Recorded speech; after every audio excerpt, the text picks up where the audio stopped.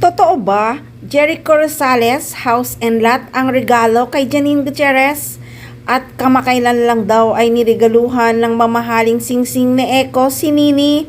Nako ha, nakalap ko lang naman yan sa isang fans. Aniya nga ng fans, house and lot ang gift niya kay Janine. At last 3 weeks binigyan niya ng ring si Janine, di ba? Nakakamanghayan kung totoo. Sa bagay, si Eko sobrang generous talaga niyan.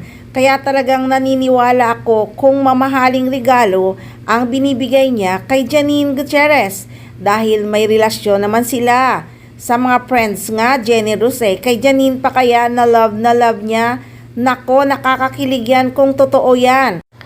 Pero sa totoo lang, pagdating sa house and lot na regalo, ay medyo may alinlangan ako. Mapapaisip akong hindi totoo.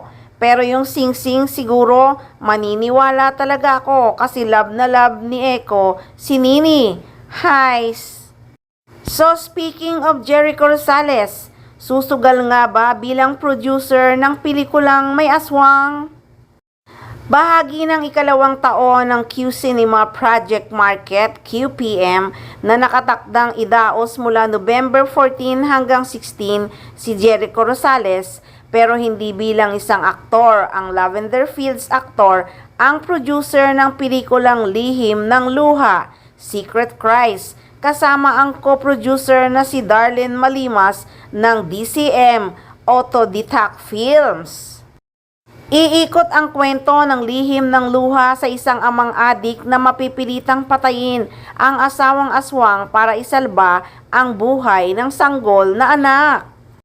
Ito ay mula sa direksyon ni Ellen Cabiling.